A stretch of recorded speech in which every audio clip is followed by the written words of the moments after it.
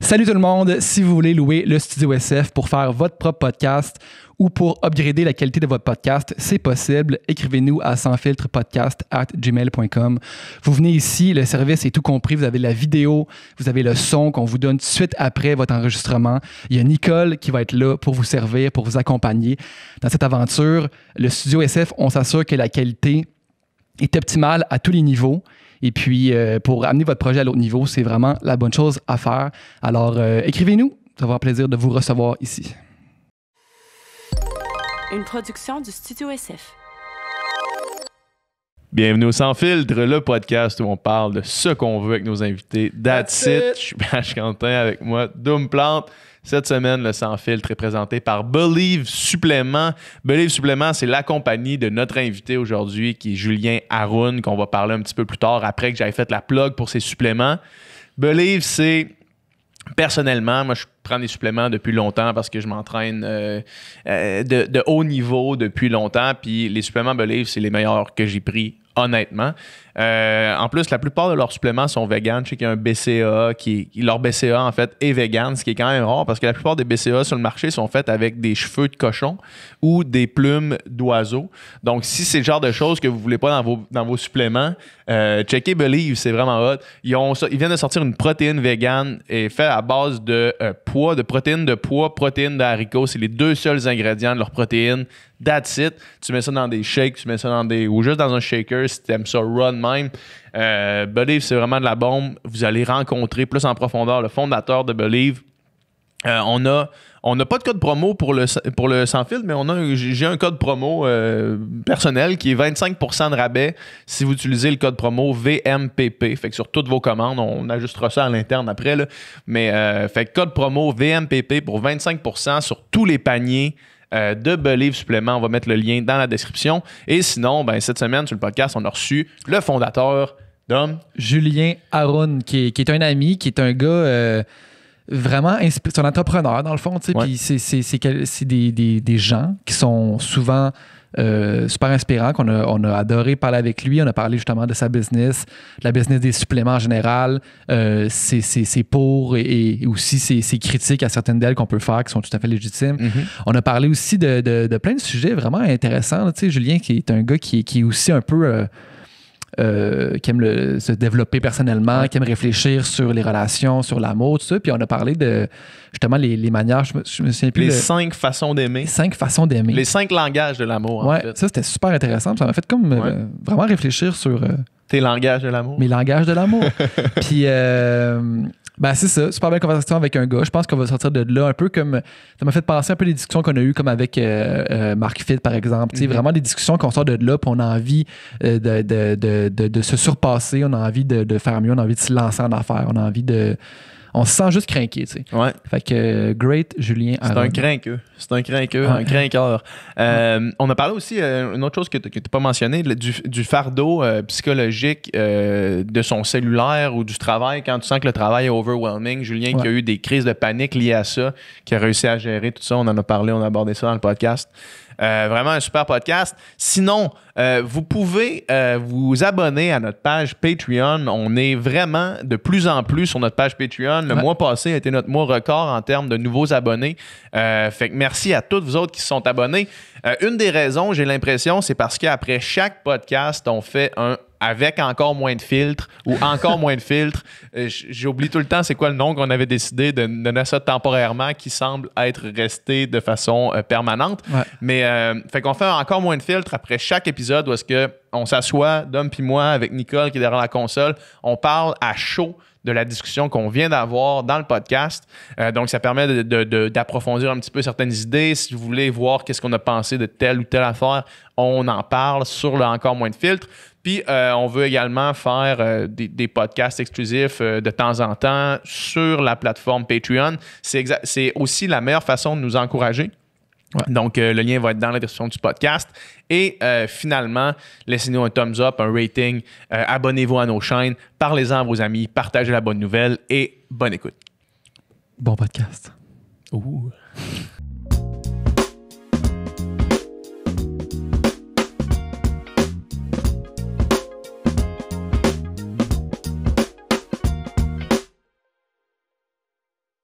Yes, Julien. Yes. Bienvenue au Studio SF, Merci dans lequel t'es déjà venu ici. Ouais. Parce que- J'ai enregistré une fois avec toi, puis une fois avec Alex Lapointe. Je recommande fortement le Studio SF. C'est moi qui fais la plug d'entrée. Non, pour vrai, j'ai enregistré 3 épisodes ici, puis j'ai vraiment apprécié qualité sonore. On sait que les gars sont entrepreneurs quand ils est ici, puis après 5 secondes, ils plug quelque chose. Je plug vous autres, c'est cool. Ah non, Le c'est bien extraordinaire à la parfait. console, puis tu sais, l'épisode sort vite. C'est ça qui est Ouais. le fun. Tu sais, je me souviens, je l'ai fait. Le temps que j'arrivais chez nous, j'avais déjà le fichier MP3, je pense, puis les vidéos est venue. Chris, man, on n'a même pas besoin de parler du studio. Ça va être ça, l'entrée. Ouais, parce que toi, dans le fond, tu as un podcast qui s'appelle Le Journal d'un entrepreneur, qui est, je dois l'avouer, moi, j'ai une liste, mettons, de 5 à 6 podcasts hebdomadaires que j'écoute, puis la liste fait une certaine rotation parce que des fois, il y en a qui rentrent, puis il faut que j'en sorte un, parce qu'à un moment donné, t'as des limites de podcasts que tu peux écouter dans une semaine. Puis le tien, man, c'en est un que j'écoute à toutes les semaines. Cool, merci. Puis j'ai été déçu de voir que pendant la pandémie, tu as eu des moments où est-ce que tu n'en as pas sorti. Mais, somme toute, quand ça a recommencé là, cette semaine, je l'ai réécouté justement. Puis en tant que jeune entrepreneur qui essaie de commencer à naviguer dans ces eaux-là, Dom, tu vas comprendre qu'est-ce que je veux dire. Ça m'aide beaucoup, man. Ça me guide. J'en apprends énormément sur c'est quoi réellement être un entrepreneur, puis qu'est-ce que ça implique. Tu sais. Ben, tu sais, j'apprécie beaucoup parce que le but avec le podcast, c'est vraiment d'être un partner spirituel, de m'ouvrir, de raconter mes victoires, mes défaites. Je pense que c'est important. Tu sais, la solitude en entrepreneuriat, c'est quelque chose qui est très vrai.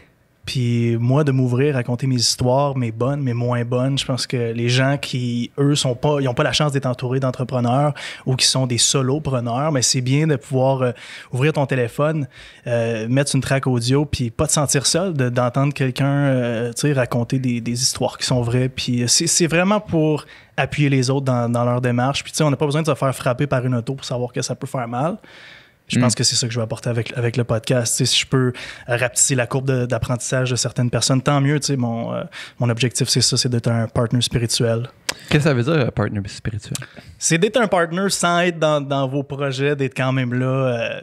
OK, un partner Niveau psychologique, d'affaires, mental, mais OK, à travers le podcast. C'est plus un partner émotionnel, disons Ouais. ça, en racontant mes histoires. OK. Puis, tu sais, j'en raconte des deeps dans l'épisode numéro 7 Ouais. que tu as écouté sur la gestion de crise. Je raconte l'histoire de panique que j'ai eue, puis OK. comment j'avais brimé ma valeur de la liberté, puis je m'avais créé une propre prison. Peut-être on aura la chance d'en Ouais, parler ben, plus tard. mais- c'est sûr qu'on va parler de ça parce que c'est vraiment une des choses qui me fascine dans ton parcours, cet aspect-là de montrer les deux côtés. Tu sais, autant le succès avec Believe, qui est ta compagnie, que tu as starté, qui est rendu énorme en fait, là, puis qui a une courbe, on en reparlera aussi. Puis, tu sais, je pense que ce qui est important, puis ce que tu fais bien dans ton podcast, c'est de démystifier le travail d'un entrepreneur puis de permettre de bien le comprendre. Parce que moi, j'ai jamais pensé devenir entrepreneur de toute ma vie. Tu sais, quand j'étais à l'école, j'étais en littérature, je faisais du sport.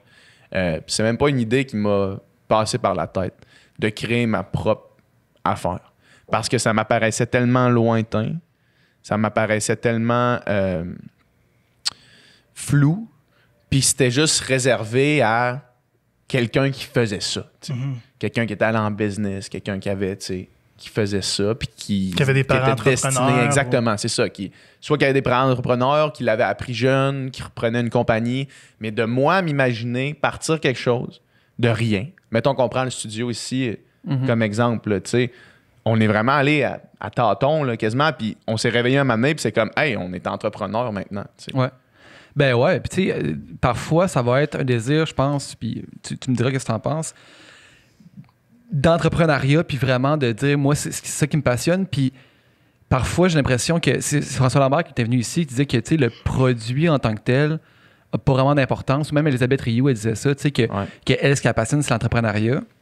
Il y a ça qui est une chose, puis il y a aussi, tu sais, mettons, tu sais, moi, en réalité, avec la musique, depuis que j'ai 18 ans, je suis entrepreneur, là, tu sais, dans le sens que moi, j'ai étudié en musique, je voulais faire de la musique dans la vie, puis je me suis fait rendu compte qu'il fallait que je me crée mes projets, que je m'écris mes jobs, que je me fasse des contacts, tout ça. Fait que mon désir de faire de la musique a fait que j'ai pas eu le choix d'apprendre à être entrepreneur, à travailler autonome, tu sais, puis Donc, c'est ça, tu sais. Puis je pense que le studio, c'est un peu la même affaire. C'est comme, OK, on veut faire des podcasts, on veut que ça devienne plus... On veut améliorer la qualité de notre affaire, on veut avoir notre propre environnement, on va avoir tout ça. Puis l'entrepreneuriat est devenu comme une nécessité, finalement, Ouais. pour accomplir ce qu'on voulait accomplir, là, tu sais. Ouais. Toi, c'était-tu quelque chose... Est-ce que l'idée de base... Comment est-ce que la fibre entrepreneuriale est née en toi? Est-ce que c'est parce que tu tripais sur des suppléments, tu t'es dit, moi, je veux faire des suppléments, ou c'est parce que tu avais l'idée déjà de devenir entrepreneur, puis tu cherchais un projet qui allait satisfaire ce besoin-là chez toi? Je pense que, écoute, je vais faire un brief de l'histoire, comment ça s'est passé, tout ça, parce que, tu sais, vous m'auriez dit à 23, 24 ans que j'aurais une compagnie de suppléments, puis j'aurais dit non, là, j'ai aucune connaissance là-dedans, je suis pas biochimiste, je sais pas comment, tu sais, j'ai pas de contact chez Santé Canada, etc. Fait que je suis arrivé là par défaut parce que j'étais athlète pour une compagnie de suppléments dans le temps où c'était vraiment rare. Tu sais, les médias sociaux commençaient, puis il y a pas beaucoup de compagnies qui faisaient du influencer marketing comme maintenant, c'est la nouvelle forme de marketing standard. Et j'ai passé 1 an avec une compagnie, puis à un moment donné, il était comme « Hey, écoute, on a un laboratoire de production, ça t'intéresserait-tu qu'on parte un produit ensemble? » Donc, c'est comme ça que j'ai abouti dans l'industrie. Tu sais, c'est une opportunité qui est passée devant moi, puis j'ai embarqué dans le train, tout simplement. Mm-hmm. Puis de là est née une passion pour l'industrie des suppléments, puis c'est comme ça que c'est né. Tu sais, pour ce qui est de la passion entrepreneuriale, non, je me suis jamais dit que je vais être entrepreneur un jour. Tu sais, j'avais cette confiance en moi que j'aurais accompli quelque chose, je savais pas quoi. Puis j'avais cette soif d'accomplissement-là depuis un tout jeune âge. Tu sais, je viens de la Gaspésie, d'un petit village qui s'appelle Percé. Je sais pas si vous savez c'est quoi Gaspésie. Ouais. C'est le dernier au bout, là. C'est pas mal celle-là vous au avez bout. déjà visité? Moi, Non, je suis jamais allé, moi. Fait que c'est vraiment beau, c'est tout petit, mais le taux de chômage est à 15%. Ah ouais? Puis le revenu familial est assez bas. Je ne sais pas exactement c'est quoi, je ne lancerai pas des chiffres en l'air, mais c'est quand même une région qui est assez pauvre, qui vit du tourisme. Mm-hmm. Donc, tu sais, nous, on n'avait pas accès au sport-études, on n'avait pas accès à toutes ces choses-là. Il n'y avait pas d'équipe de football où j'étais. Tu sais, j'ai eu une enfance, j'ai été entouré de ressources au niveau de l'amour, au niveau de d'avoir des amis. Puis, tu sais, ça, j'ai manqué de rien, mais au niveau financier, ça a été un peu plus difficile. Au niveau des opportunités, là. Exactement. Okay. Tu sais, j'ai cravé des opportunités toute ma jeunesse, vraiment toute ma jeunesse.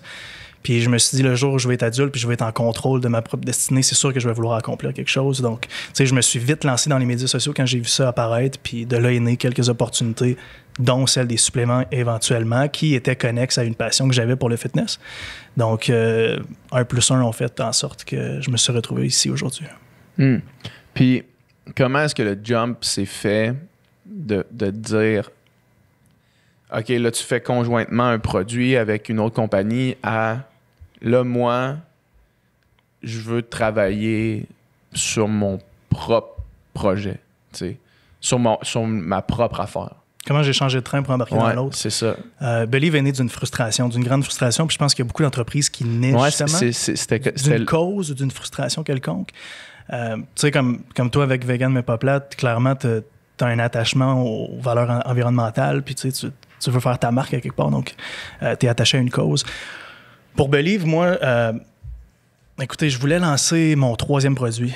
Puis les gars s'assoient dans... Je travaille avec Compagnie X, là, je ne nommerai pas personne. Puis je m'assois avec eux au moment du développement de produit, puis ils sont comme... Dis-moi combien tu veux payer, tu sais.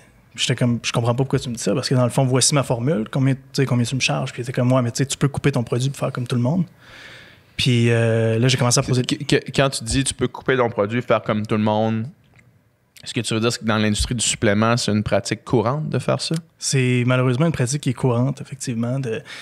Fait que, mettons, t'achètes des suppléments d'une compagnie X, il y a des chances que ce soit dilué, ce soit coupé avec whatever.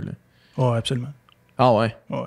Puis ça, il y a c'est pas juste compagnie X, là, c'est compagnie A, B, C, D, E, Y, c'est tout le monde. Ouais.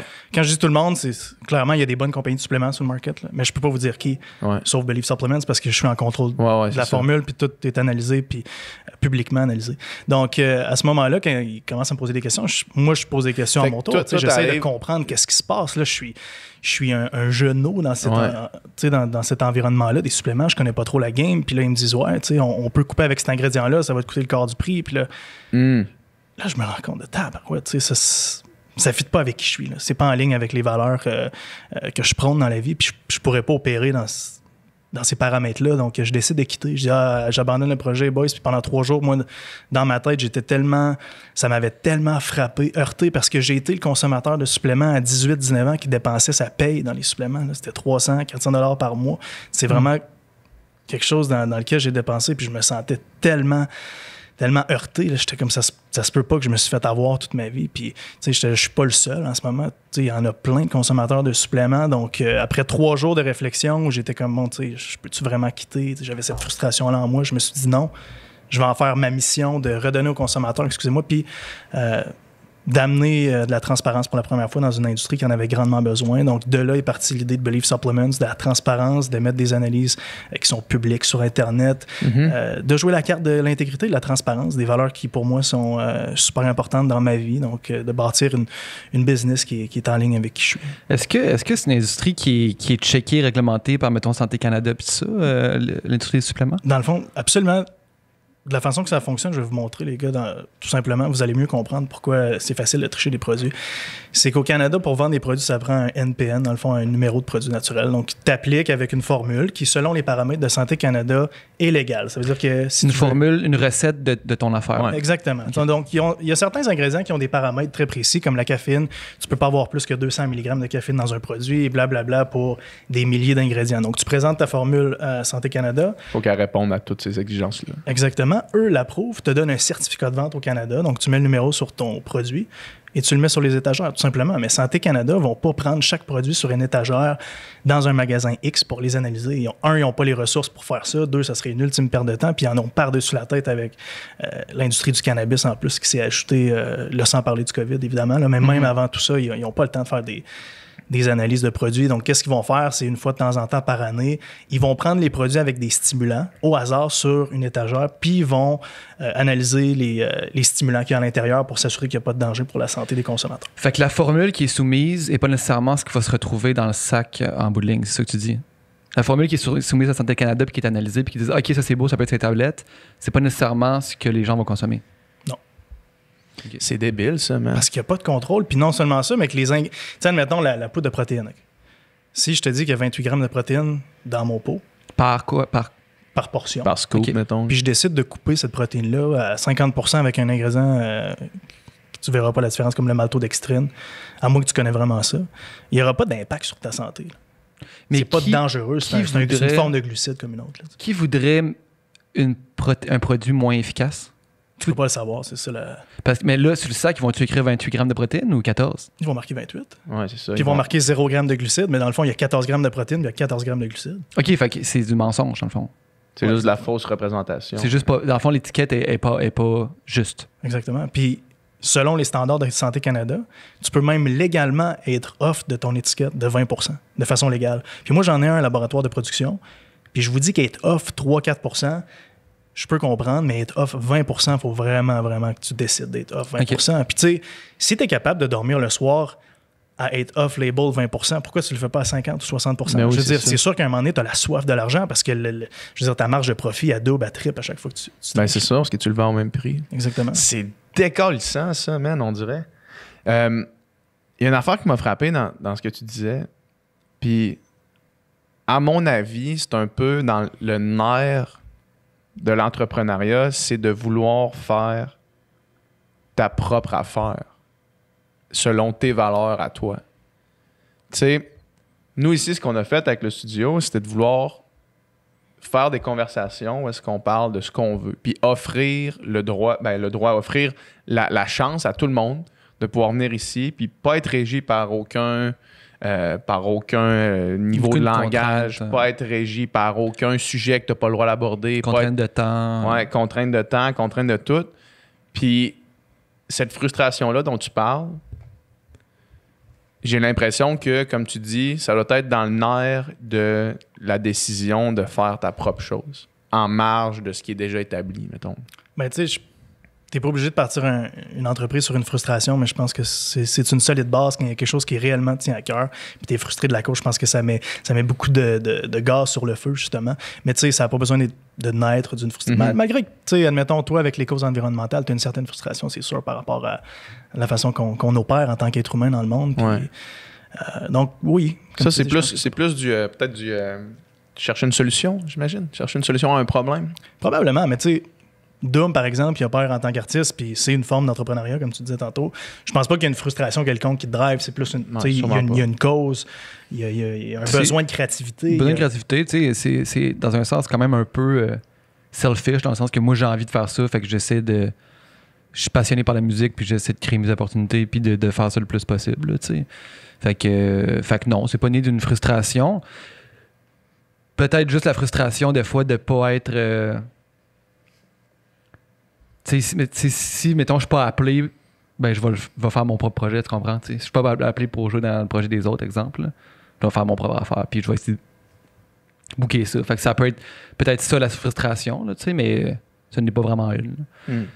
Je pense que chaque bon entrepreneur ou chaque bon solopreneur comme Doom, chaque bonne entreprise est née d'une cause quelconque qui leur tient réellement à cœur. Puis il faut que cette cause-là soit en ligne avec ton échelle des valeurs personnelles. Je pense que c'est super important aussi. Là.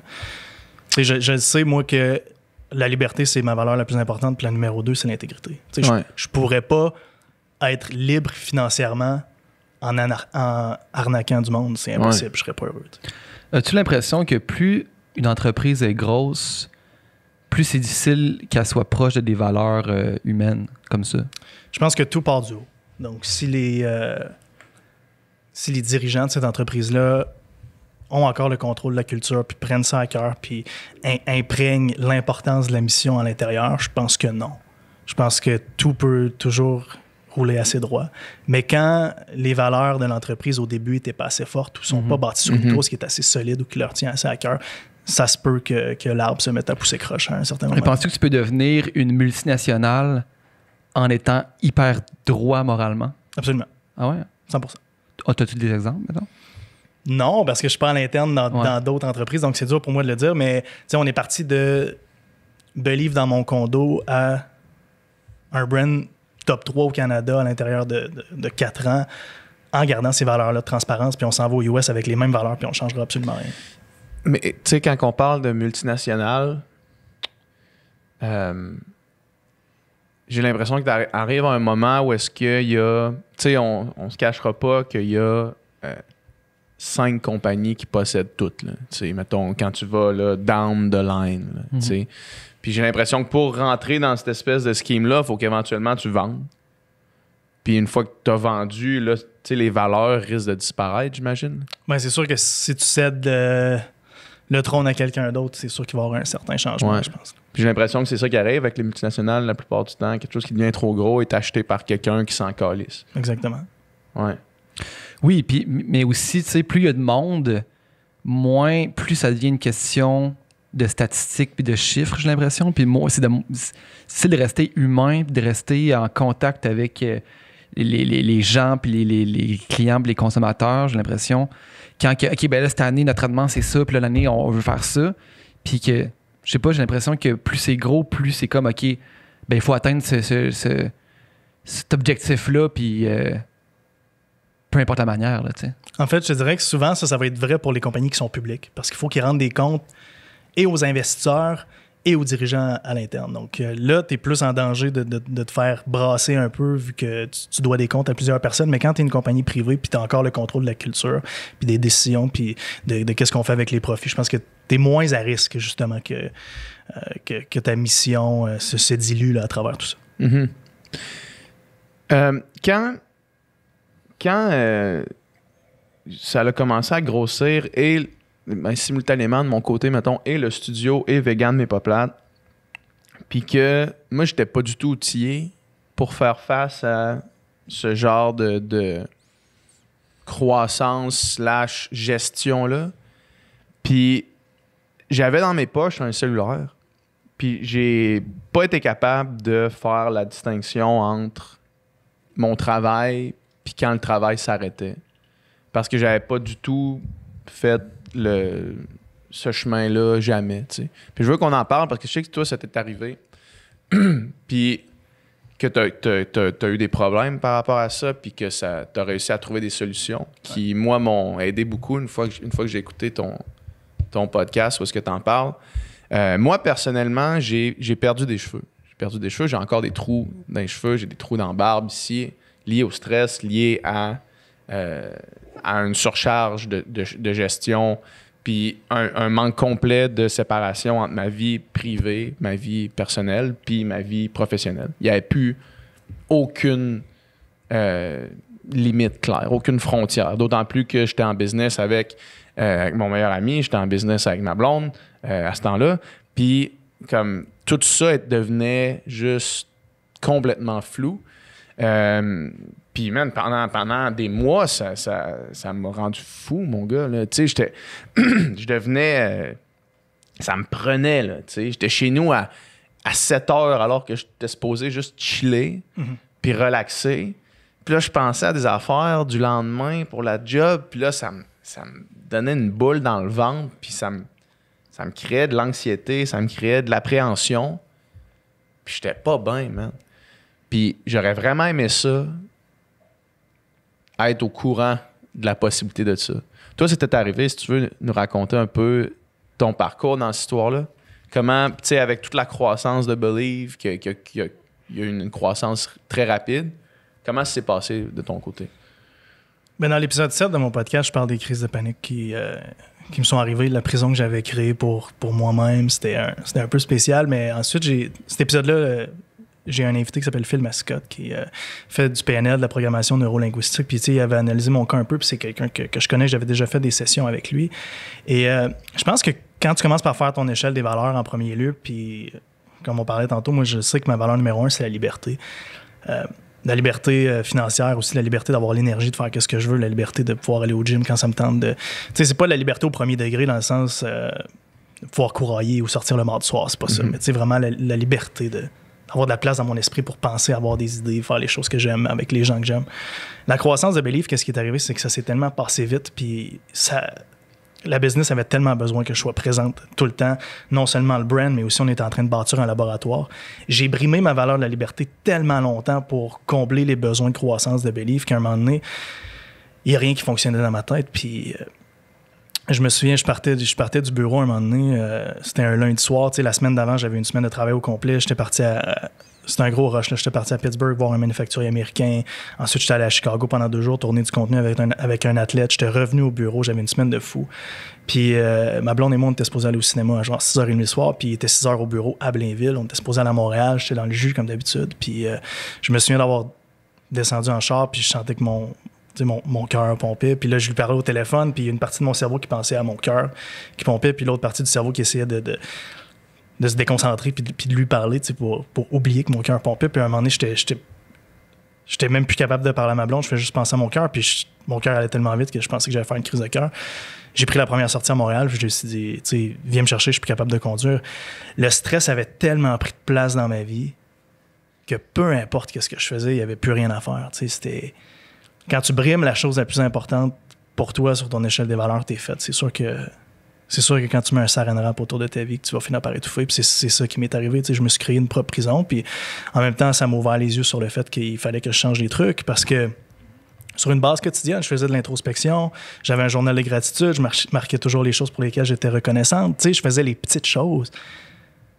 Mais la pierre angulaire, le cœur battant de cette histoire-là, c'était mon téléphone de travail, là, parce que j'avais pas pu faire de distinction entre mes deux mondes. Comme tu dis tantôt, j'arrivais chez nous à 7-8 heures le soir, puis je me faisais texter jusqu'à 11, puis je me réveillais le matin, puis j'avais des textes à partir de 7h30 le matin. Pourquoi? Parce que j'étais dans 7 groupes chat différents dans le business, puis quand on se texte dans les groupes chat, une fois de temps en temps, c'est des bonnes nouvelles, mais souvent, c'est un problème à gauche, à droite. Tu sais, quand la business grossit, puis tu travailles avec tous les départements, parce que je suis opérateur principal de business, ben, il arrive plein de bobos, puis ça me lâchait jamais. C'était le samedi matin, c'était le samedi après-midi, le samedi soir. Tu sais, tu vas souper avec ta blonde, tu prends ton téléphone, tu vas aux toilettes pour regarder tes messages, puis là-dedans, il y a 3 problèmes un samedi soir au resto. Tu arrives à la table, tu n'es plus la même personne, tu penses à ça, avec l'autre partie de ton cerveau qui essaie d'avoir une bonne discussion. Là, un moment donné, pendant le repas, ta blonde t'a dit « Caroline, t'es pas présent », puis là, toi, tu penses à ça, puis là, ça scrape ta soirée. Fait que tu sais, ça m'arrivait tout le temps. Puis je me souviens, j'étais au gym un moment donné, puis je faisais du cardio. Je reçois encore un texte, un problème sur mon téléphone, chose qui est courante en affaires, c'est correct. Puis je me suis dit, là, je suis plus capable. J'étais en train de faire du vélo, puis je sentais mon cœur repartir encore super vite. Puis je me suis acheté un téléphone de job, puis j'ai écrit à mon équipe, puis je me suis ouvert à eux. Je leur ai dit, écoutez, sérieux, j'ai tout donné dans les 3 dernières années. Mentalement, ça fonctionne vraiment moins bien de mon côté. Voici voici qu'est-ce qu'il y en a. T'sais, je me suis ouvert à eux, puis il faut pas avoir peur de s'ouvrir. T'sais, c'est pas une défaite là, de s'ouvrir par rapport à ça. Je pense au contraire, ça montre une certaine force d'être capable de dire comment tu te sens, surtout à des employés. Puis j'avais leur respect déjà par mon ardeur au travail. Puis tout le monde a accepté mon nouveau mode de vie, puis tout le monde l'a respecté. Puis j'ai séparé mes deux mondes. As-tu douté que l'entrepreneuriat était fait pour toi à un certain moment? Vu le stress que tu vivais, puis tu te disais, crime, dans le fond, je suis peut-être pas constitué pour faire ça. Parce que j'ai l'impression qu'il y a une conception que si t'es entrepreneur, il faut que tu travailles 24 heures sur 24, sans relâche. Puis je pense que c'est une méconception. Mais as-tu pensé à un certain moment, crime, dans le fond, je suis peut-être pas fait pour ça? Sais-tu, non. Jamais j'ai douté de ma place en entrepreneuriat. Je pense que qu'est-ce qui m'est arrivé, c'est que, tu sais, quand tu pars une business, moi, il y a quelque chose qu'on vit qui s'appelle la traversée du désert, du moins. Je l'appelle comme ça sur mon podcast. Puis c'est le moment où tu veux des clients, tu te bats pour te faire connaître tranquillement. Tu sais, j'allais à Gatineau puis à Québec faire des démos dans les gyms pour avoir des ventes. Puis je faisais mes dégustations de produits moi-même pendant près d'1 an et demi. Puis tu sais, cette période-là n'est pas nécessairement le fun parce que tu sais pas si tu vas avoir une paye à la fin de la semaine. Puis tu sais, tu te fais souvent dire non. Puis c'était un peu un passage obligé. Exactement. C'est un passage qui est obligatoire dans ta quête, peu importe la grosseur de l'empire que tu veux bâtir. Mais l'affaire, c'est que moi, j'ai gardé cette mentalité-là, peu importe la grosseur qu'on a atteinte. Je continuais d'être dans ce mindset-là, puis je pense que je continuais justement parce que quand j'étais jeune, puis je l'ai dit tantôt, je viens de la Gaspésie, j'avais tellement besoin, j'étais en manque d'opportunités et tout, puis j'ai vraiment eu peur longtemps que tout ça soit juste un mirage. Donc, je continuais de faire rouler la roue le plus vite puis le plus fort possible, puis à un moment donné, ça m'a rattrapé, tout simplement. Quand tu as décidé de faire ce switch-là, puis de moins travailler, de travailler dans des heures de travail normales, mettons, là, avais-tu peur, premièrement, que ça aurait un effet négatif sur la business, puis finalement, est-ce que ça en a eu un? Est-ce que ça a changé quelque chose ou est-ce que ça a même amélioré la situation? Ben, tu sais, mes heures de business standard sont quand même de 8 à 8 dans la journée. Fait que, tu sais, je suis quand même du stock. C'est quand même de 12 heures par jour. Je suis quand même disponible, règle générale, sauf la fin de semaine. Ouais. Puis le soir tard. Fait que quand j'arrive chez nous, je ferme mon téléphone, puis j'en ai juste un qui est mon téléphone personnel. Puis là-dessus, il n'y a jamais de problème. C'est comme mon fun phone que je l'appelle. Ouais. C'est ma blonde, c'est PH, c'est n'importe qui. C'est ta blonde PH, c'est les deux personnes les plus importantes dans ton téléphone. Je sais que personne va me texter pour une commande en retard, mais... Non, fait que... non, parce que m'ouvrir à mon équipe, ça m'a permis de me rapprocher d'eux. Tu sais... T'as pas besoin de toujours mener en tant que Superman. Puis, tu sais, moi, je pensais qu'il fallait toujours que j'aille ma cape de Superman. Puis, je l'ai eu tellement longtemps que quand je l'ai ôté, finalement, ils ont vu qu'il y avait un être humain à l'arrière de ça. Puis, je pense que j'ai gagné en respect envers eux, tant envers mon partner qu'envers les employés en général. Puis, est-ce que ton équipe a dû... Est-ce que tu as dû déléguer davantage à ton équipe ou pas nécessairement? Non, parce que le temps que je passais au bureau, ou du moins le temps que je passais à travailler, peu importe, j'étais à la maison, au bureau, j'étais encore plus productif parce que le temps que je coupais maintenant, grâce à ma nouvelle façon de faire, ça me libérait beaucoup d'espace dans ma tête. Donc, j'étais mieux, j'étais plus de bonne humeur, j'étais moins stressé, j'avais des meilleures idées, j'avais plus de clarité d'esprit.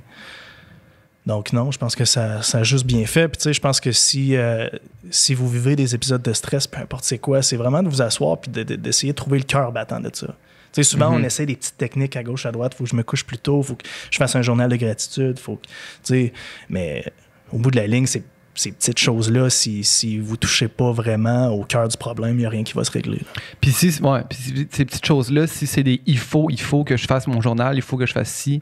Parce que tu as lu qu'il fallait faire ça, puis finalement, ça fait juste te stresser plus que t'amener du positif. Là. Fait que tu sais, faut comme.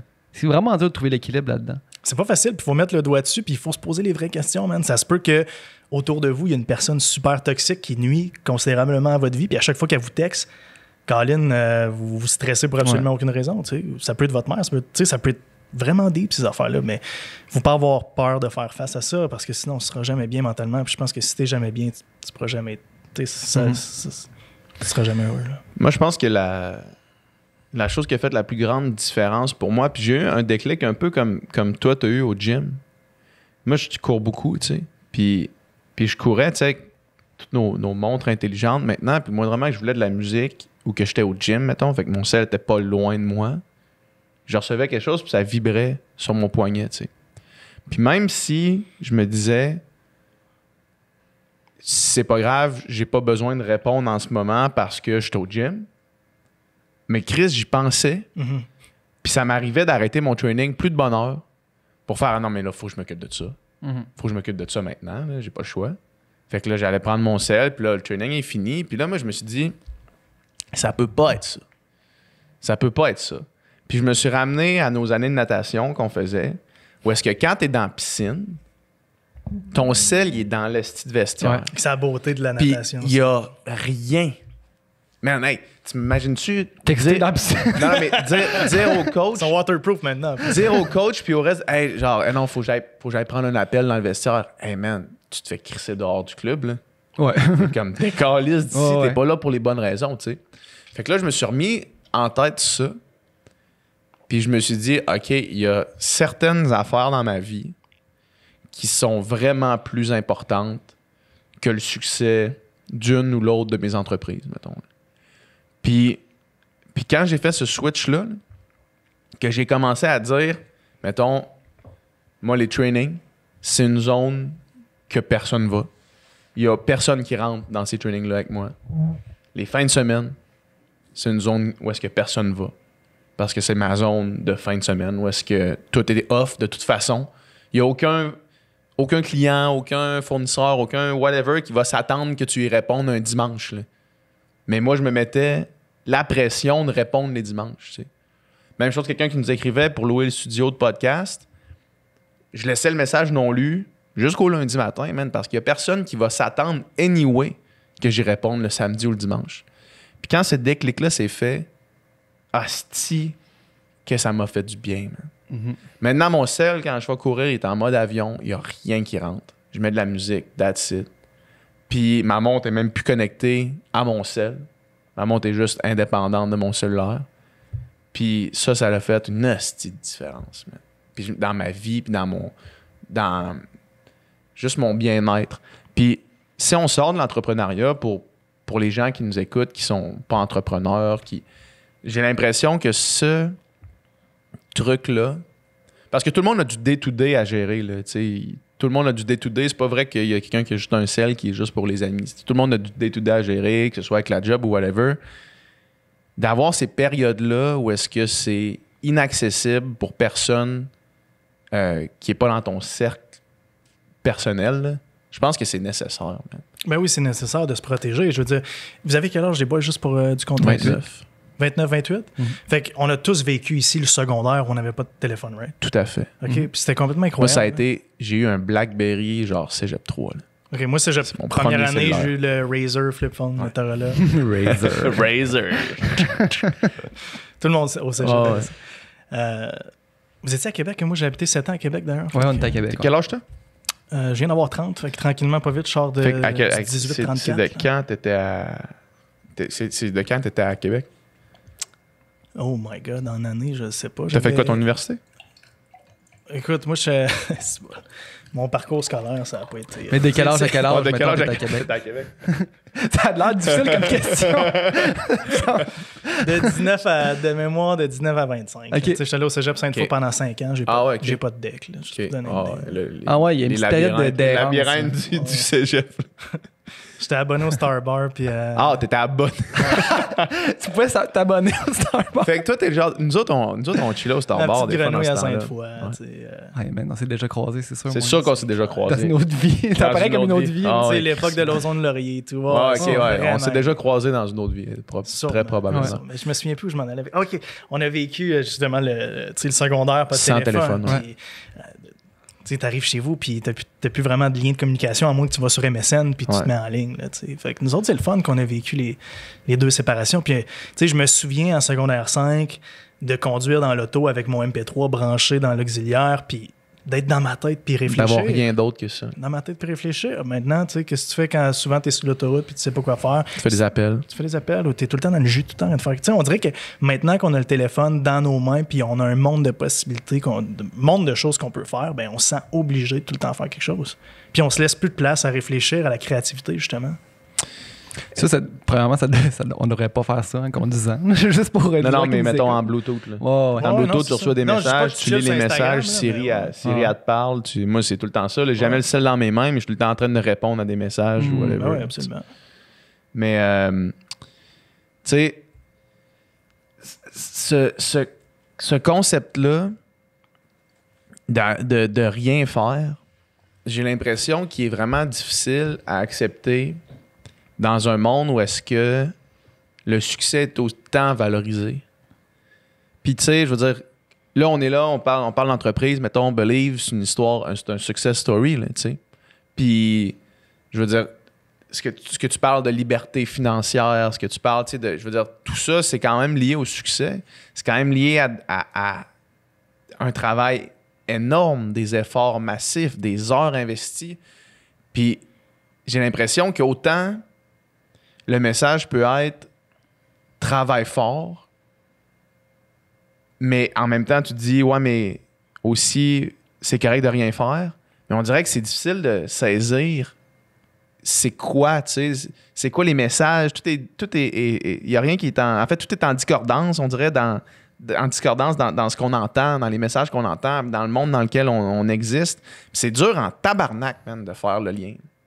C'est de réaliser c'est quoi réellement qu'on veut faire. Tu sais, de prendre du temps pour rien faire au chalet, oui, je comprends, tu sais. Mais en même temps, Chris, tu te rends pas là à pouvoir rien faire au chalet si tu n'as pas un chalet puis tu t'es pas mis en position pour pouvoir rien faire. Tu sais, on en parlait avec Adib justement hier, où est-ce que moi, j'ai l'impression que, puis je critique rien de ce qu'on dit, c'est juste que j'essaie de me mettre dans ma perspective, de dire,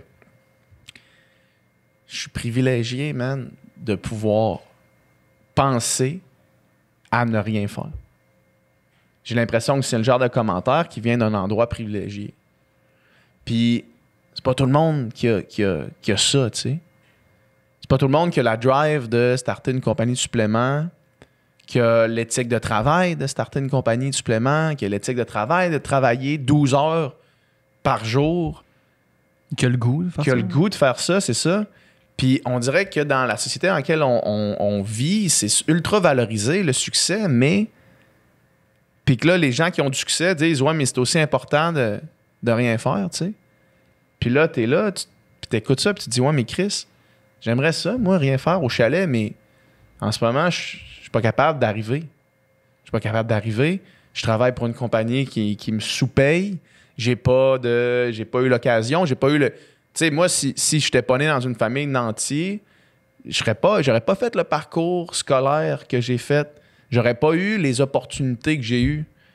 Puis j'ai l'impression que c'est ça, man. C'est dur de saisir ça. Moi, c'est quelque chose que je struggle vraiment à essayer de comprendre. Quel est le message le plus universel possible qui s'adresse pas juste à des gens qui ont le privilège, tu sais? Je pense que le message... tu sais, on entend toutes sortes de messages, justement, qui paraissent contradictoires. Puis différents messages vont s'appliquer, vont toucher différentes personnes. Quelqu'un qui s'en met vraiment trop sur les épaules, comme toi, t'étais avant, puis qui ça brime complètement sa santé mentale. Le message, hey, t'as le droit de prendre ça relax, puis de faire attention à ta santé mentale, sans te sentir coupable. T'as le droit. Ça, c'est un message qui va être pertinent pour toi. Mais, il y a des gens qui... il y a des gens qui ont le message de... Tu sais, c'est important de se lever et d'accomplir des affaires puis de travailler fort. Des gens que c'est ce message-là qui ont... Pas qui ont besoin d'entendre, mais qui peut être pertinent pour eux dans leur vie, tu sais. Fait que... on n'est pas tous pareils, puis on n'a pas tous besoin d'entendre le même message. Fait que je sais pas s'il y a un message universel, tu sais. Mais je trouve que c'est bien dit, Dom, dans le sens que c'est facile de se laisser emporter par les médias sociaux puis avoir cette pression de performance-là parce que le succès est tellement bien démontré sur Instagram. Ça paraît tellement bien d'avoir du succès sur Instagram. Puis tu sais, nous autres, on est là à la maison à comparer notre chapitre 22 avec la page couverture de tout le monde. Mais Ça, c'est bien dit, man. tu J'aime sais, ça. au fond de ça, là, c'est quand la dernière fois que vous avez mis sur papier qu'est-ce qui vous rend réellement heureux dans la vie? Qu'est-ce qui fonctionne pas dans ma vie en ce moment? C'est quoi les stresseurs que je suis capable d'éliminer en ce moment dans ma vie? Tu sais, parce que, comme tu dis, il n'y en a pas de message universel. Le seul bon message, c'est celui qui vient de ton cœur, puis celui que tu es capable de mettre sur papier, puis dire, OK, voici qui je suis en tant qu'être humain, voici les choses qui vont me rendre heureux, puis voici ce qui ne fonctionne pas dans ma vie en ce moment. Qu'est-ce que je peux faire pour éliminer les choses qui ne fonctionnent pas? C'est sûr que ça va faire en sorte que tu vas être bien, puis tu vas être heureux. Peu importe de quoi les autres ont l'air. Ouais. Tu sais, quand on a reçu Marc Fitzy, là, moi, ça m'a inspiré. Je l'ai trouvé inspirant, ça m'a motivé.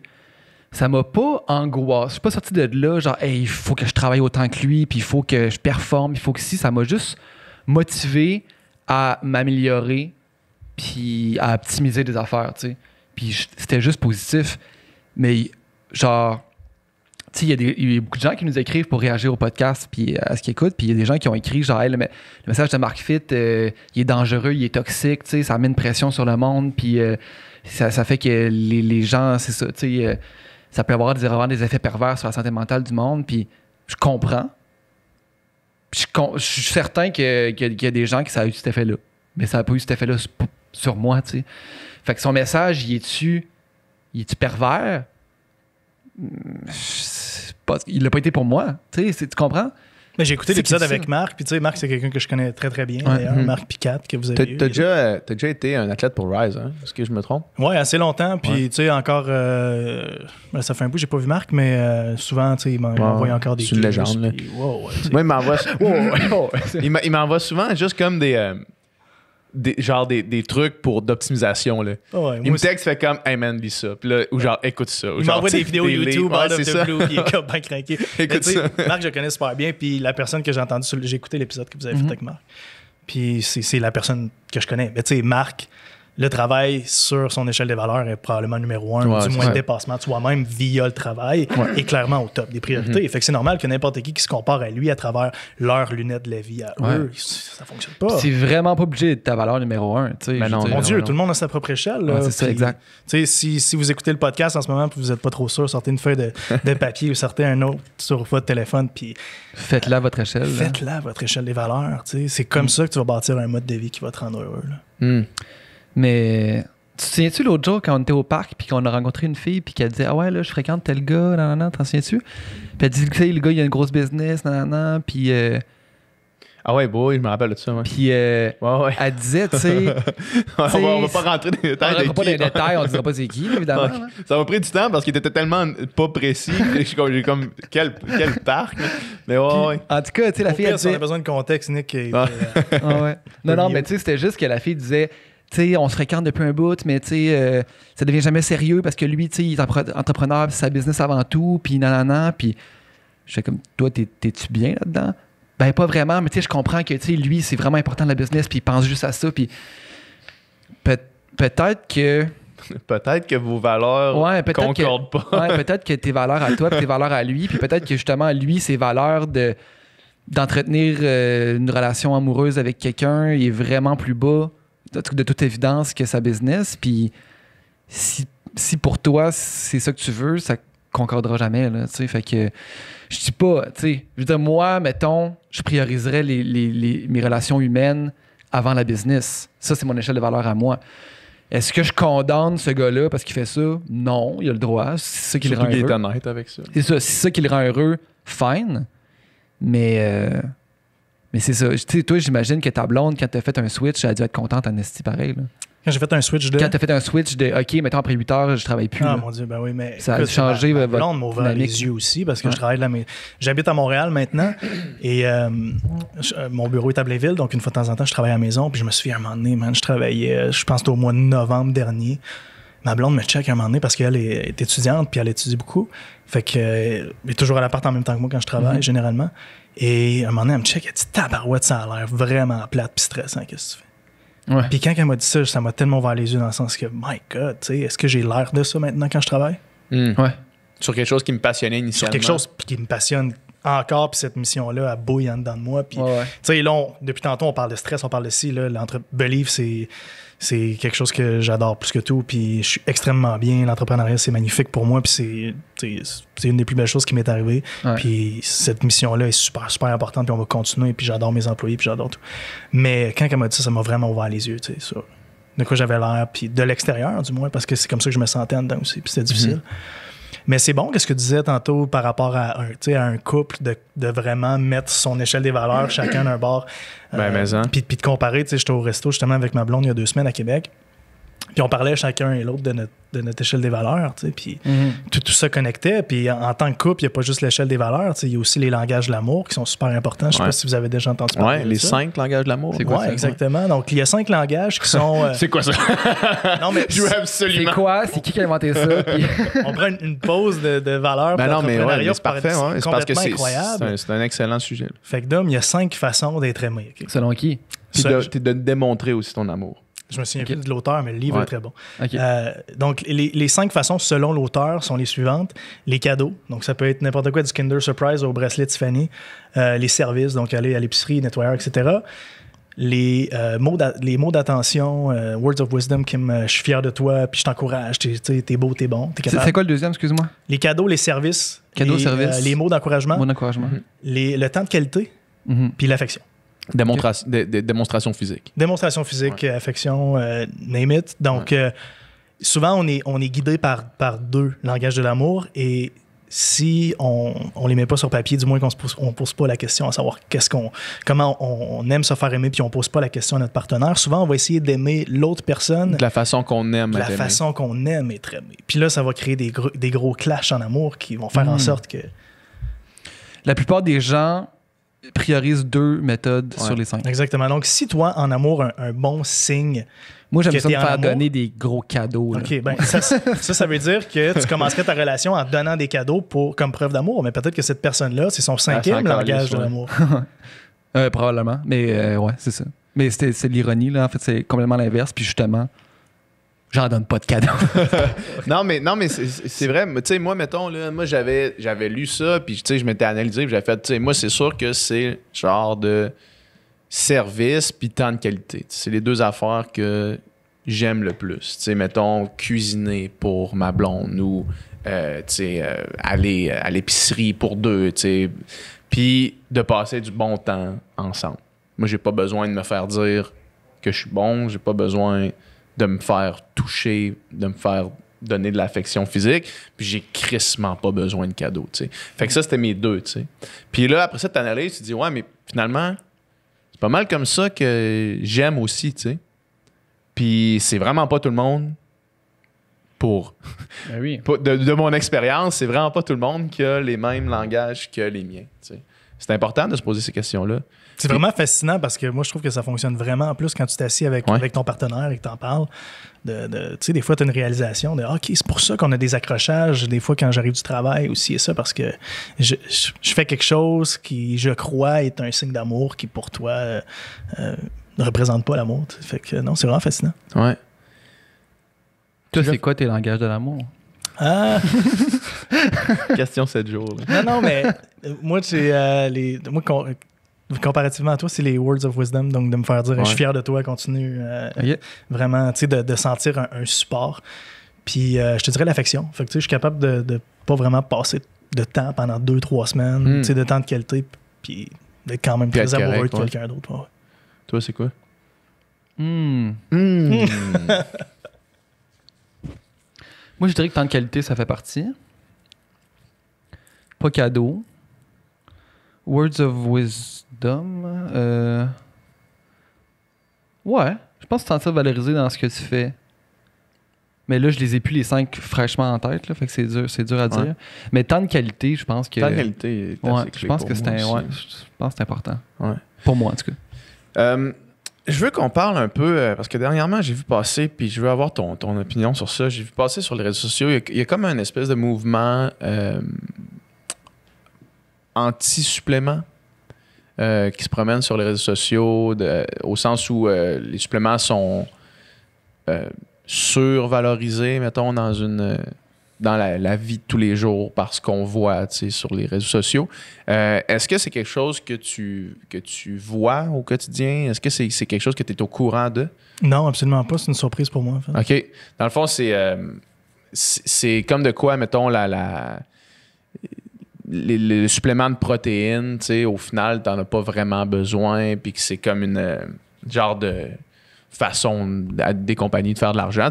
On en parlait au début, juste qu'il y ait du monde qui cote les suppléments. On se rend compte que définitivement, il y a une question monétaire derrière ça. Mais c'est ça. C'est quoi? Moi, personnellement, j'ai toujours pris des suppléments depuis que je m'entraîne, que ce soit des BCA, que ce soit de la protéine. J'en ai toujours pris parce que rapidement, on m'a dit qu'il fallait que j'en prenne. Maintenant, j'ai jamais checké plus que ça. J'ai jamais vu si vraiment un apport en protéines après mes trainings était nécessaire. Ce que je sais, c'est que quand j'en prenais, souvent, premièrement, j'avais moins envie de tomber dans le McDo tout de suite après mon training. Puis deuxièmement, je récupérais plus rapidement. Ça, c'est mon expérience qui m'a appris ça. Maintenant, quels en sont les faits par rapport à ça? J'imagine que toi, tu es au courant de ces choses-là. Ben, tu sais, dans le mot supplément, il y a aussi ça vient supplémenter un certain mode de vie. Donc, c'est sûr que si tu manges au McDo 2 fois par jour puis tu t'entraînes pas de prendre un fat burner, ça va être complètement ça servira inefficace. à rien. Ouais. Oui, tu dépenses pas ton argent à la bonne place.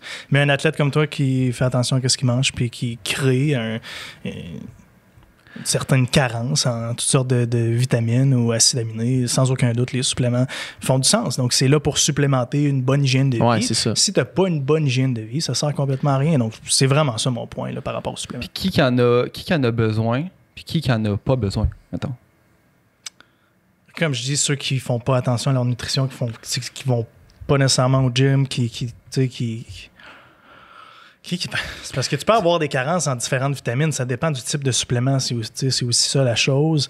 Mais règle générale, si tu dors pas bien, tu fais pas attention à ta nutrition, tu fais pas un peu d'activité physique, je pense que t'as des gros problèmes à gérer, à régler avant de te lancer dans les suppléments. Si la maison est en feu, il faut éteindre le feu là, avant de commencer à construire des étages dessus. Donc, je pense que ce serait ça la première étape. Mais est-ce que ça s'adresse vraiment aux gens qui s'entraînent énormément, le supplément protéine, ou pas nécessairement? Non, pas nécessairement. Ah ouais? Okay. Est-ce que c'est possible? Parce que je pense que c'est ça l'argument principal. Est-ce que ce serait possible de, mettons, prendre tous ces suppléments-là sous forme de nourriture? Moi, je sais que ça serait calissement plus compliqué. Ouais, c'est une job à temps plein. Ouais, c'est ça que le monde ne se rend pas compte. Ouais, exact.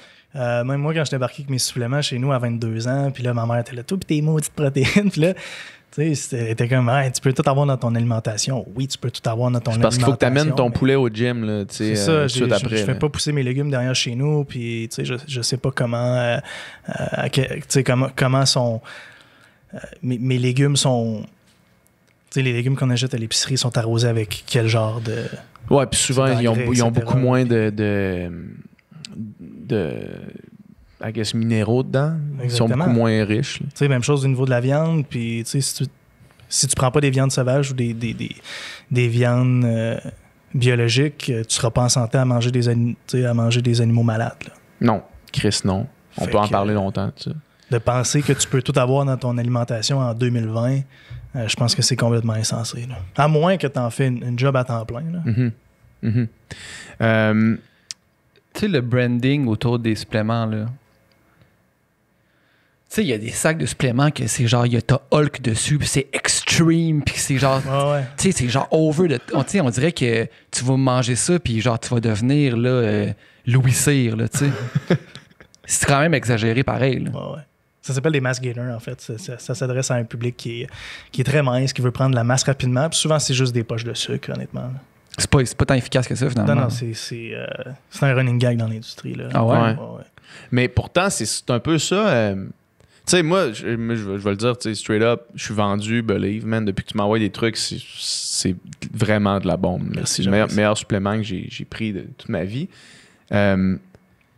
Mais on va pas se cacher que tu vas au gym, mettons, là. Mettons, je veux pas que tu te trompes par rapport à ça. Je vais prendre sur moi de dire ça. Là. Mais il y a un magasin très populaire de suppléments qui existe au Québec qui vend un petit peu cette idée-là de comme devenir une beast. Là. Puis là, tu vois des gens qui se pognent un shake de protéines après le gym, mais que tout ce qu'ils font, man, c'est juste prendre du poids, man. Puis c'est comme... Il y a un gros bide, mais des gros bras, tu sais. Puis là, tu te dis, mais ça, c'est pas... Pourquoi est-ce qu'on encourage? Pourquoi est-ce qu'on veut faire de l'argent sur ça? Qui veut devenir le gros gars qui fait pas de cardio, qui fait juste des guns? Tu sais, je trouve que c'est un branding de merde. Ben, écoute... Moi, mais c'est ce monde-là qui achète, tu sais. Je pense que je suis un peu contre toi sur ce point-là. Vas-y. Ouais, dans le sens que je pense que c'est toi qui regardes la situation de cette personne-là à travers tes lunettes de la vie à toi, dans le sens que peut-être que cette personne-là, que tu trouves un peu corpulente... Non, mais là, je veux vraiment pas fat-shamer. Non, c'est pas du fat-shaming, je l'ai pas vu comme ça. Quelqu'un qui s'entraîne, qui fait des guns, mais qui fait genre zéro cardio, puis qui se pogne son shake de prot tout de suite après, puis que c'est comme... Ça check, mais en tout cas, continue. Mais je pense que cette personne-là, peut-être que c'est son objectif, justement. Tu comprends? Clairement, vos buts avec le fitness sont différents. Totalement, c'est ça, exactement. Fait que, ça rend pas ses buts moins bons que les tiens. Niveau santé, j'en conviens que c'est vraiment que moins. Oui, niveau cardiovasculaire et tout, de là à dire que c'est bon, peut-être pas, mais si c'est bon pour son moral. Ça, c'est sûr. Ouais, c'est ça. Mais reste je comprends ton point. Comme tu as dit, niveau santé, je pense quand même que tu sais, toutes sortes de raisons pour lesquelles tu voudrais faire du sport, mais il me semble que la santé reste... Ça devrait être la première, j'ai l'impression. Ça devrait, mais... Il me semble que si ta motivation est esthétique à faire du sport, il y a quelque chose d'un peu pervers là-dedans. Ben, moi, je pense qu'en 2020, pour la plupart du monde, c'est esthétique. Ben, je sais, mais... Surtout pour les filles. Mais oui, puis ça, c'est la pression sociale, puis on peut parler de ça parce que tu vas au gym, puis... je pense que c'est... L'autre jour, j'étais dans un parc avec du monde, puis il y a une fille qui a fait l'imitation du mouvement des gyms de comme... tu sais, ça, c'est genre le mouvement que tu vois tout le monde faire, puis qui a comme, au final... L'importance du fessier en 2020. Ouais, c'est ça, exact. Comme si c'était le seul muscle que ça Comme si c'était la seule affaire, tu sais, puis, mais Dom, tu marques un excellent point par rapport au fitness, puis on peut tomber un petit peu dans cette conversation-là. Comme tu dis, si derrière l'idée d'aller au gym, il n'y a pas d'être ou de faire de l'activité physique, il n'y a pas l'idée d'être en santé, tu as un problème. J'ai l'impression qu'il y a un problème fondamental dans la société. Parce que si la seule affaire, parce que oui, si tu vois, mettons, faire le mouvement que je viens de faire là, parce que tu vas avoir un ass comme les filles sur Instagram, ce qui va en découler, c'est que tu vas être plus en santé. C'est sûr. Tu vas être plus en santé en faisant ça qu'en crissant rien. Ça, c'est définitif. Mais j'ai pas l'impression que tu es à la bonne place quand même. Si on compare ce que vous venez de dire avec l'entrepreneuriat, ce serait la même chose que quelqu'un qui se part en affaires pour faire de l'argent. Ouais. Ça veut dire que le jour où tu vas faire de l'argent, tu n'auras plus le même feu. Puis je pense que les filles ou les gars qui vont au gym pour des raisons esthétiques, pour aller dans les bars, puis pogner ou avoir plus confiance en soi pour mettre XY morceaux de linge. Souvent, ces personnes-là, une fois qu'ils vont tomber en couple ou ils vont atteindre leur but, ils vont arrêter ou ils vont perdre le goût d'aller au gym. Parce que l'essence de la mission n'est pas bonne. Tandis que quand tu y vas pour être en santé, être en shape devient un effet secondaire de ta mission principale. Ouais. Puis être en shape, c'est aussi relatif. Tu peux être en santé sans avoir le beach body. Là. Ben oui. Ouais. Ben oui, 100%. Je vais c'est quelque chose qui m'a marqué. Là. Stéphanie Misfit, qui a toutes les gyms Misfit, tu sais c'est qui.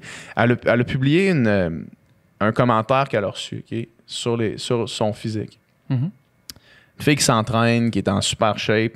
Puis elle a publié ça sur son Instagram. Je vais le trouver. OK.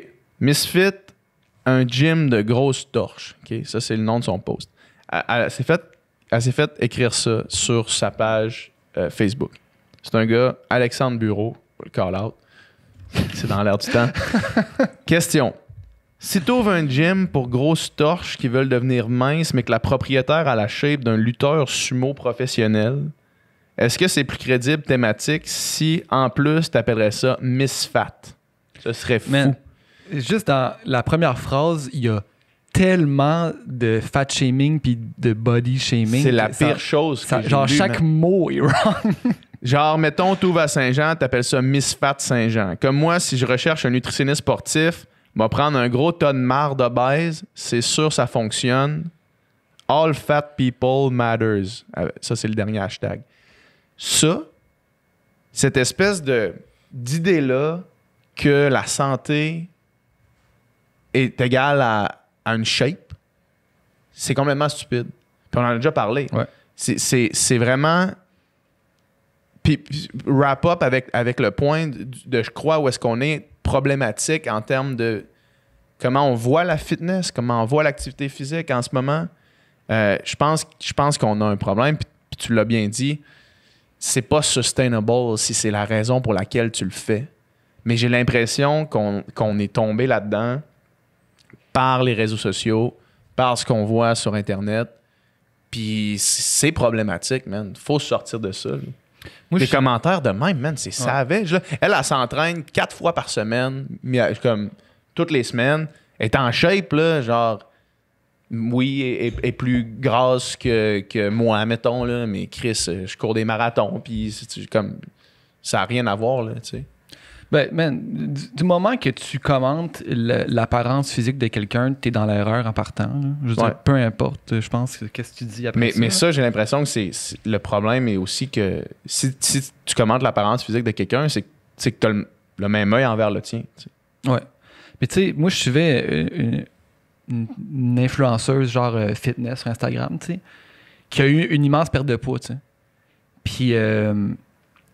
mais comme dans sa bio, c'est 95 livres down, puis c'est genre des avant-après tout le temps. Puis à un moment donné, il me semble que ce discours-là, de focusser l'entraînement puis l'activité physique sur la perte de poids est wrong, tu sais. Et weird, puis ça devrait pas être ça. Genre, si elle se sent mieux dans sa peau, si elle se sent plus en santé, si elle se sent de meilleure humeur, si l'entraînement lui donne un cercle social, si l'entraînement lui donne toutes sortes d'aspects positifs, mais de focusser sur la perte de poids, je trouve ça weird. Mais je suis d'accord avec vous dans le sens que c'est la même chose dont on parlait tantôt au niveau psychologique où sur papier, c'est quel genre de physique qui te rend heureux, puis quel genre d'entraînement puis de diète faut te suivre pour te rendre à ce physique-là, puis on a chacun notre propre idéologie du corps parfait pour nous-mêmes, puis je pense que c'est de se respecter soi-même, tout simplement, puis suis les hashtags fitness babes ou whatever sur Instagram, tout ce que tu vois passer, c'est des fesses puis des cuisses comme ça, fait que c'est... C'est rien de réaliste, là. Absolument pas. Puis il y a du filter là-dedans, il y a des applications il y a du filter, il y a des pauses aussi. C'est facile de te sentir comme la merde si tu scrolls dans Instagram, là. Ouais. C'est facile. Ouais. Surtout si t'es une fille. La comparaison en 2020, je dis surtout une fille. Là. Les gars, on se compare aussi, mais je pense que c'est différent. Tout à fait. Les gars, avoir un dad bod, ils s'en calent. C'est pas la fin du monde si t'as de l'argent dans les poches. D'habitude, c'est comme ça. Mais les filles, souvent, ça va être le physique, puis ça part très, très jeune. Ouais. Fait que, faut protéger son esprit, vraiment. C'est vraiment important. Toi, t'as déjà fait du fitness? J'ai jamais fait de compétition, mais j'ai déjà eu un physique de compétition pour le fun. Ouais. Le fond, ouais. Puis ça, dans le fond, qu'est-ce qui te motivait à faire ça? Je sais pas. C'était-tu le dépassement personnel de... Mettons qu'on essaie de réfléchir à voix haute. Là. Ouais. C'était-tu le dépassement personnel de toi envers toi-même? C'était-tu un objectif physique? C'était-tu... Désir de plaire? C'était pas un objectif physique, ça c'est clair, parce que je me suis jamais dit je veux peser X ou je veux avoir l'air de ça. Je pense que c'était juste le dépassement de moi-même puis me prouver à moi-même que je suis capable de vraiment accomplir quelque chose. Puis ça m'a tellement donné de confiance quand je suis arrivé dans le monde entrepreneurial parce que ça faisait 3 ans dans le fond que je suivais mon plan alimentaire puis j'allais au gym 2 fois par jour puis tout ça sans vraiment avoir un objectif. Je faisais pas de compétition de bodybuilding. C'est tough de faire ça sans avoir d'objectif. Non, ça me faisait plaisir de vivre ma vie comme ça. Pour moi, c'était pas une corvée. Ouais. Puis je pense que quand tu fais des choses dans la vie qui sont pas une corvée puis que t'aimes profondément, ben l'effet secondaire de ça, c'est une réussite quelconque, peu importe ce que tu fais. T'sais, pour moi, en affaires, ça a été le succès rapide de Believe parce que la cause me tient à cœur. Quand c'était le fitness, ben qu'est-ce qui me tenait à cœur, c'était le dépassement de moi-même. Ça s'est passé, donc je sais pas, c'était... Puis, est-ce que dans le monde que tu côtoyais dans ce temps-là, parce que je sais qu'on avait parlé à Kat Bastien de ça, elle trouvait que cet univers-là était somme toute assez malsain, là, tu sais, des gens qu'elle côtoyait, puis de l'espèce de toujours dépassement vers une visée esthétique. Tu sais. Toi, as-tu vécu ça? As-tu vu des gens comme ça dans ce milieu-là qui avaient des troubles avec ça? Développer des troubles alimentaires, ouais, développer des affaires. J'étais entouré de personnes qui pouvaient avoir certains troubles alimentaires. C'est sûr que Kat, elle a baigné dans le monde de la compétition. Ouais, c'est ça. Les Là, il faut filles, que tu sois à 2% de gras. bikini, là, ouais. les filles se font faire les seins, c'est super important, sinon c'est sûr que tu vas perdre. Puis, tu sais, je pense qu'elle a baigné un peu plus dans le superficiel autour d'elle à cause de la compétition, justement. Moi, non, pas nécessairement. Je pense que j'étais entouré justement d'athlètes, tu sais, de gars qui jouaient au foot à l'université ou qui voulaient se dépasser. Donc, non, ça a vraiment été de moi envers moi-même. Puis j'ai jamais été j'ai jamais vraiment tombé dans la maladie de la comparaison en ligne. Je me suis toujours comparé à moi-même. Puis qu'est-ce que je voulais devenir, qu'est-ce que je voulais accomplir. Puis je pense que on est la meilleure personne avec qui se comparer. Puis c'est la seule façon de rester sain d'esprit, là. C'est fou comment une chose... Tu sais, moi, l'activité physique, je trouve ça ultra important. Puis mon background de sportif a vraiment forgé la personne que je suis, m'a appris tellement d'affaires que j'applique à chaque jour. Je pense que tout le monde devrait faire du sport, tu sais, puis je pense que tout le monde devrait bouger. C'est fou comment une chose positive, n'importe quoi, à l'extrême, peut devenir malsaine, là, tu sais. Faut vraiment faire attention, tu sais, pas tomber dans aucun extrême. Mais hein, c'est clair. C'est clair. Tu sais, même à un certain point, man, même mon parcours de natation, mettons, là, c'est borderline extrême. Là, pour au final, ce que mon plafond, mettons. Là. Ouais. Je veux dire, j'allais pas aux Olympiques, puis ça, je le savais de bonne heure, là, quand même. Là. Parce que tu mesurais pas 6 pieds 4. Ouais, c'est ça, exact. T'as un plafond quand même, là, mais ça reste que tu t'entraînes comme un défoncé. Là, où on parlait des Ironman hier, là, du monde qui font des Ironman amateurs, man, que ça devient le centre de leur vie, man, puis qui délaissent leur famille parce que genre, ouais, là, c'est samedi, puis à la place d'aller avec mes enfants quelque part, man, je pars en vélo avec les chums pendant 12 heures. Là, Mais tu sais, la question après ça, c'est t'es-tu heureux ou t'es misérable là-dedans? Exact, c'est ça. Quand tu nageais, t'étais pas misérable, je non, pense j'étais pas misérable. C'est toujours la question ultime, les boys. C'est est-ce que ça me rend réellement heureux? C'est ça. Est-ce que je le fais pour moi-même? Est-ce que je le fais pour les autres? Ouais. Je pense que si tu le fais pour moi-même, puis ça te rend heureux. Mais c'est dur. Faut que tu t'arrêtes et tu te poses cette question-là. T'as pas le choix, toujours. Moi, je pense qu'on devrait le faire à chaque semaine. Puis, c'est quand la dernière fois que vous êtes, pour vrai, là, en termes même de reconnaissance générale, c'est quand la dernière fois que vous vous êtes arrêté dans une journée pour vous dire la chance qu'on avait d'être né au Québec puis d'être entouré d'opportunités. Tu sais, Doom, prends ta vie, là, puis t'es né entre deux guerres civiles en Syrie, là, je serais sûr que t'aurais pas des gigs à gauche à droite.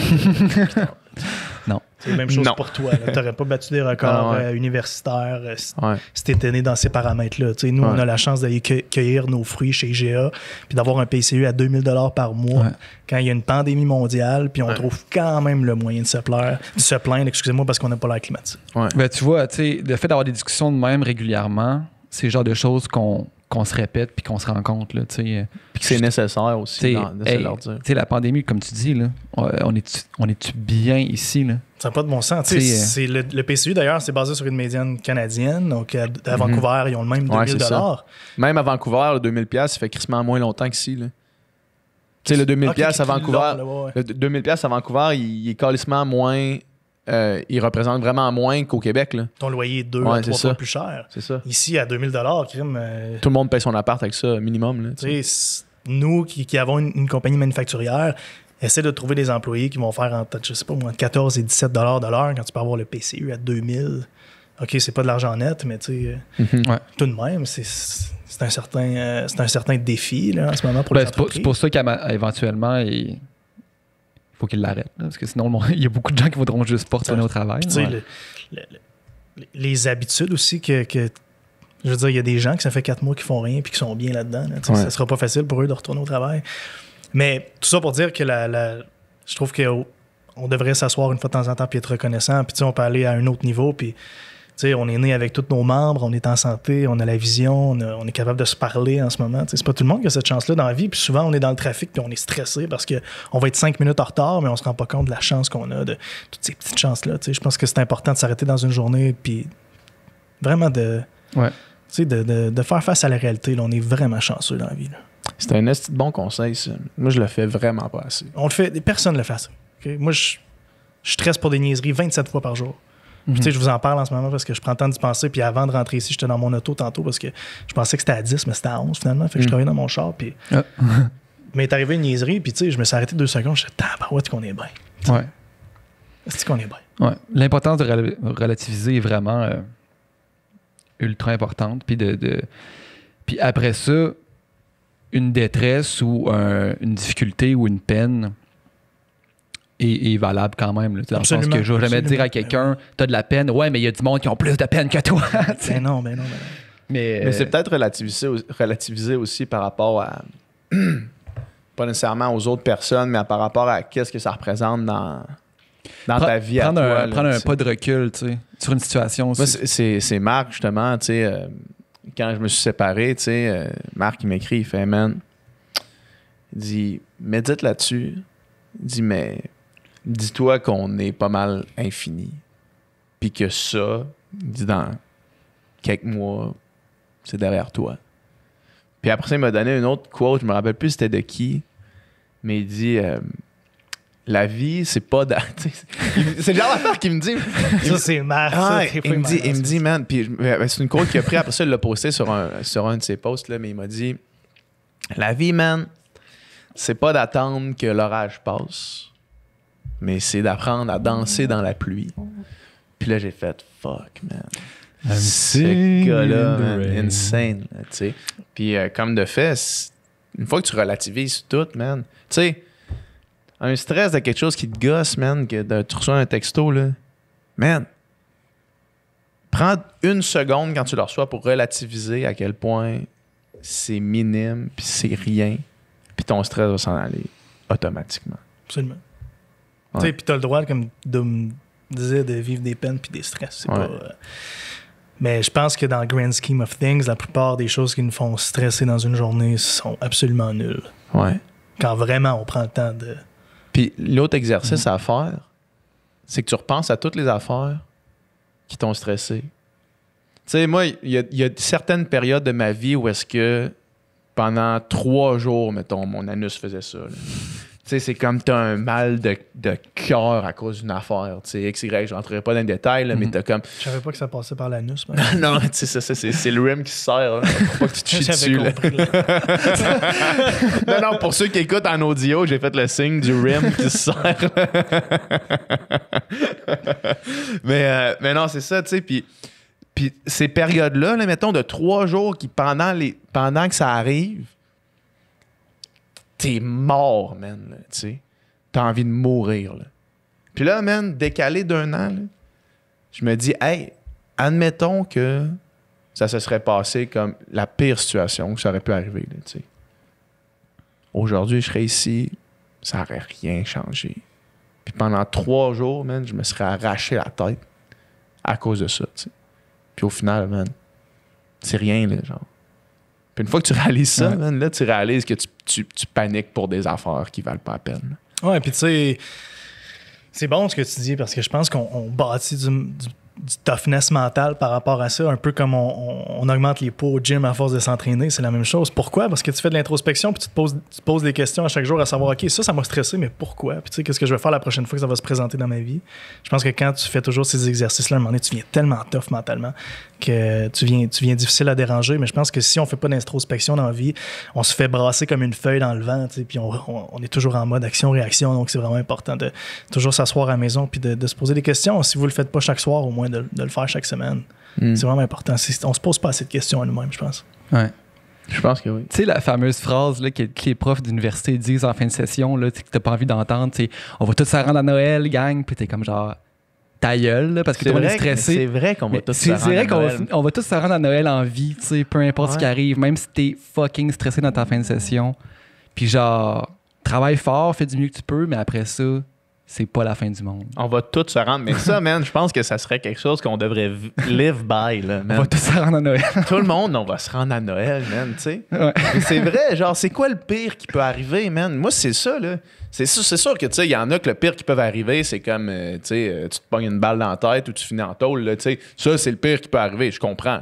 Ouais. Mais pour, mettons, des gens qui sont pas dans le crime ou, tu sais, whatever, c'est quoi le pire qui peut arriver, man? Le pire qui peut arriver, c'est que tu vas être à Noël éventuellement avec tes proches. c'est qu'éventuellement, tu y penseras même plus. Tu sais. Ça, man, c'est hot, man, je trouve, de pouvoir dire ça. Pouvoir penser à ça. Il me semble que ça m'apaise. Juste le dire à voix haute comme ça avec vous autres, les gars, il me semble que ça m'apaise. Non, mais juste cette conversation-là, moi aussi, ça me déstresse. Tu sais. Ouais. Je me sens... J'espère que ça va avoir fait la même chose pour les gens qui nous écoutent. J'espère que ça inspire les auditeurs. Hey, je veux transiger vers OD. J'ai une question à te poser, mais avant... Les gars, c'est pas en mode animateur. Ouais, c'est ça. Ah non, j'ai pris le contrôle du podcast. C'est ça. Ouais. D'ailleurs, je vais prendre une seconde pour dire aux gens d'aller sur iTunes, laisser 5 étoiles. Si vous êtes sur Spotify, abonnez-vous, par exemple. Ça serait pas d'OD, tu serais ça en entrepreneuriat? Je veux dire, toi, ça a changé ta vie quand même. Ouais, c'est une bonne question. C'est cool que t'en aies Dom à travers ça. C'est sûr que non, en fait. Ben, c'est sûr que non. Difficile à dire, mais je pense pas. Ce que ça l'a fait, c'est que rapidement, je suis devenu travailleur autonome pour la première fois. Ça, c'est la première chose qui est arrivée. Puis là, travailleur autonome... Attends, toi, je t'arrête 2 secondes. T'es dans l'année d'LP, hein? Ouais, exact. OK, fait que vous autres, vous étiez pas sous la régie d'Influence, Non, exact. etc. Fait qu'on est sorti de straight up, là. Vous autres, c'était la mine d'or d'opportunités. Ouais, exact. Ouais, c'était le bon temps. Ouais. Fait que moi, je suis devenu travailleur autonome. Par le fait même, je suis devenu entrepreneur. Parce que tu gères ton brand, là, tes affaires. Puis, fil en aiguille, Vegan mais pas plate est né. Fil en aiguille, on a starté le podcast. Je suis comme un peu tombé à reculons dans tout ça. Mais là, maintenant que je l'ai fait une fois, j'ai comme eu la piqûre, on dirait.